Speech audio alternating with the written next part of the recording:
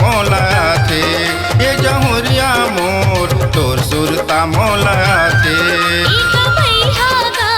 तोर सपना मोला थे एक मैहागा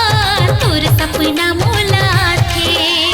का जादू ते डरे हवस का जादू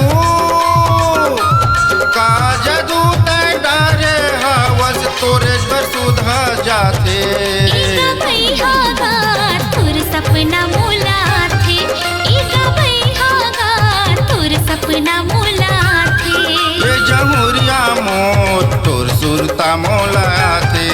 ये जमुरिया मोर तोर सुरता मोला थे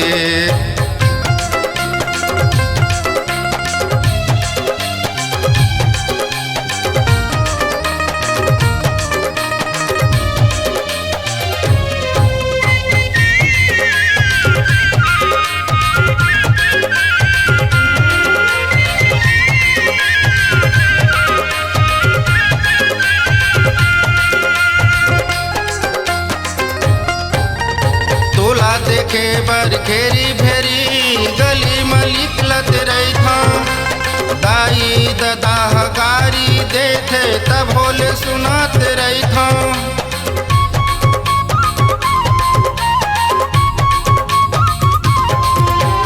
तोला देखे बर घेरी भेरी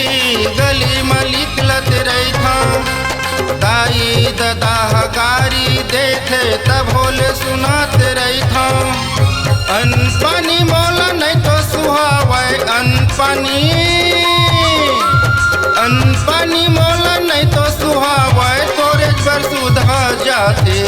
एक मैहागा तोर सपना मोला थे एक मैहागा तोर सपना मोला थे ये जमुरिया मोर तोर सुरता मोला थे ये जमुरिया मोर तोर सुरता मोला थे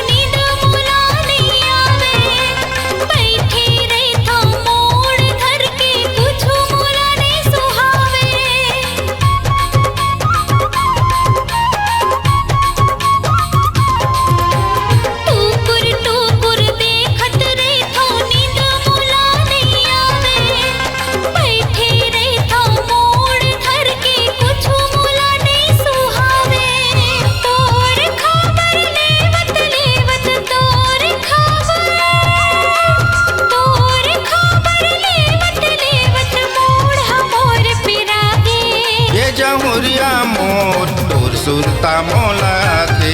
ये जमुरिया मोर तोर सुरता मोला थे एक मैहागा तोर सपना मोला थे एक मैहागा तोर सपना मोला थे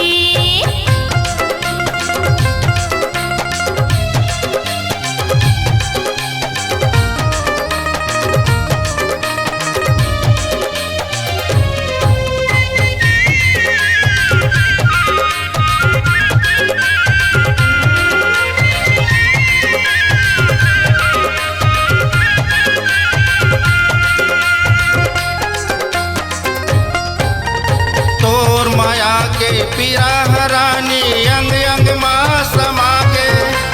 का जादू तय डारे हवस बैहा बरन मोला लागे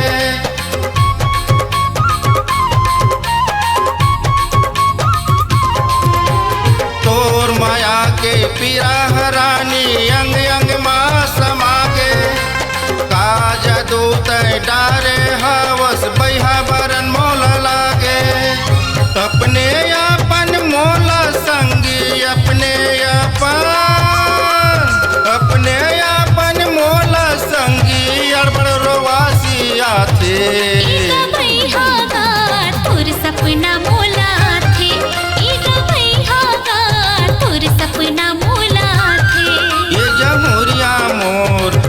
सुरता मोला थे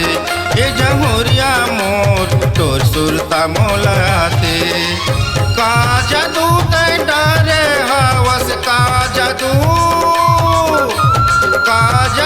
तै डरे हवस तोरे घर सुधा जाते एका भैया गा तोर सपना मोला थे एका भैया गा तोर सपना मोला थे ये जमुरिया मोर तोर सुरता मोला थे ये जमुरिया मोर तोर सुरता मोला थे एका भैया गा तोर सपना मोला थे एका भैया गा तोर सपना मोला थे तोर सुरता मोला थे तोर सपना मोला थे तोर सुरता मोला थे। छत्तीसगढ़ ही लोक कला मंच मनमितवा दलदल सिवनी रायपुर छत्तीसगढ़ की प्रस्तुति गायक श्री संतराम लसेले जी। संपर्क सूत्र है 6267493565। जी हाँ, एक बार और सुनिए, संपर्क सूत्र है 6267493565।